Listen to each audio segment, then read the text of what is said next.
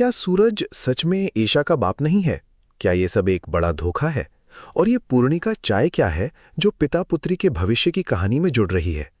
ये अंश एक प्रतियोगिता के बीच छिपी गहरी साजिशों और भावनात्मक उतार चढ़ावों को उजागर करता है।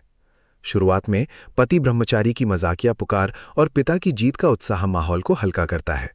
पिता, जिन्हें सुपर हीरो कहा जा रहा है, प्रतियोगिता में जीत हासिल करते हैं, जो एक बेटी के लिए अपने पिता को प्रेरित करने का एक सुंदर क्षण है। लेकिन यहीं से कहानी में मोड़ आता है।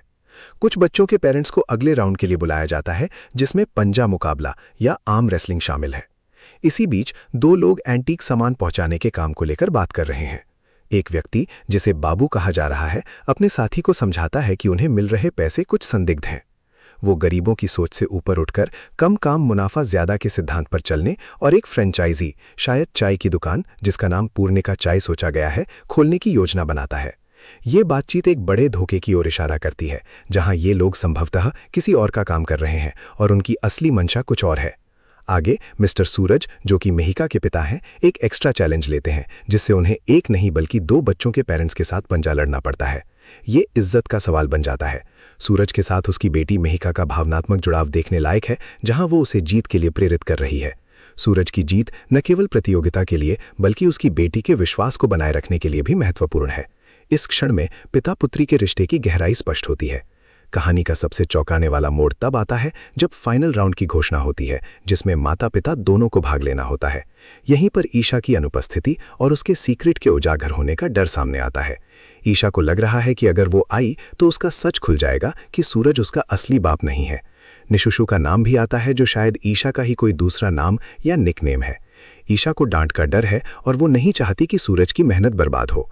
सूरज एक आईएएस ऑफिसर होने के बावजूद अपनी बेटी के लिए छोटा पापा बनने को तैयार है, जो उसकी असाधारण प्रतिबद्धता को दिखाता है।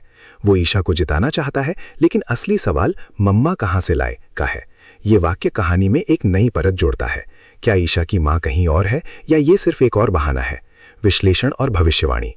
ये पूरा सीन एक बड़े ड्रामे की ओर इशारा करता है। सूरज का आईएएस ऑफिसर होना और फिर छोटा पापा बनना, साथ ही ईशा का सच खुल जाने का डर, सब मिलकर एक साजिश की ओर संकेत कर रहे हैं।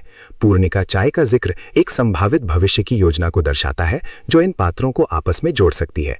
यह संभव है कि सूरज ईशा का असली पिता ना हो और वे किसी गुप्त मिशन पर हों, या फिर ईशा के असली पिता ने उसे छोड़ दिया हो और सूरज उसकी जगह ले रहा हो। आगे चलकर ईशा के सच के खुलने से पिता पुत्री के रिश्ते में भूचाल आ सकता है और पूर्णिका चाय शायद इस कहानी का एक महत्वपूर्ण मोड़ साबित हो।